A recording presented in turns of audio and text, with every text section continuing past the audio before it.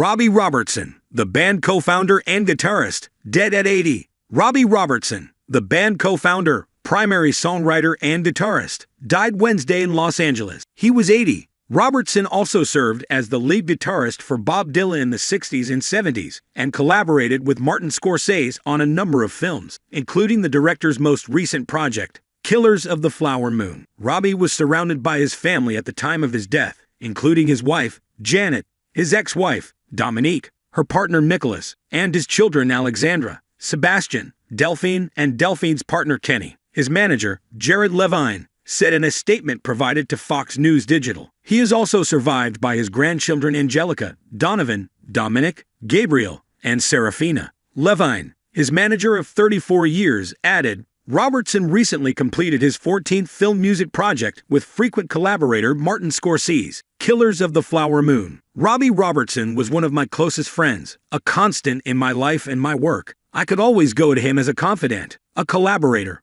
an advisor. I tried to be the same for him, Scorsese said in a statement provided to Fox News Digital. Long before we ever met, his music played a central role in my life, me and millions of other people all over this world. The band's music, and Robbie's own later solo music, seemed to come from the deepest place at the heart of this continent, its traditions and tragedies and joys. Scorsese added, it goes without saying that he was a giant, that his effect on the art form was profound and lasting. There's never enough time with anyone you love, and I love Robbie. In addition to his work with the band and Dylan, Robertson was an accomplished composer, and he scored and sourced music for Raging Bull, The King of Comedy, and The Color of Money. He also worked on Casino, Gangs of New York, and The Departed, and he provided music supervision for The Wolf of Wall Street, Shutter Island, and Silent. Steven Van Zandt of Bruce Springsteen's E Street Band remembered Robertson as a good friend and a genius. The band's music shocked the excess out of the Renaissance and were an essential part of the final Back to the Roots trend of 60s. He shared on X, formerly known as Twitter,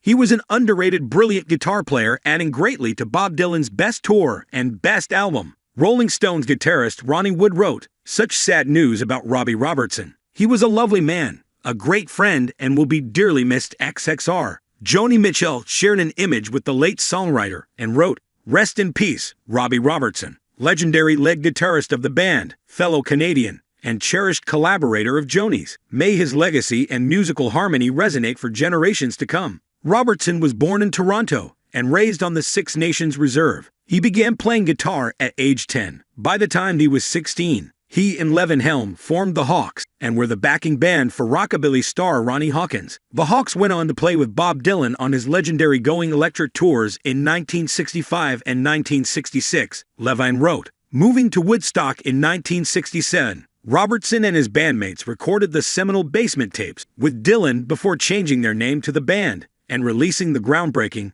Music from Big Pink album in 1968. In 1969, the band performed at the Woodstock Festival before releasing an eponymous album that included the Robertson-composed Up on Cripple Creek and The Night They Drove Old Dixie Down. Levine shared, in 1976, the band bade farewell to live performing with the Gala, the last waltz concert on Thanksgiving night. Guests such as Dylan, Eric Clapton, Muddy Waters, Van Morrison, Neil Young, and Joni Mitchell joined the group at San Francisco's Winterland. The concert film, directed by Martin Scorsese, and a 3-record box set, were released in 1978 and are considered landmarks in each medium. In 1994, the band was inducted into the Rock and Roll Hall of Fame.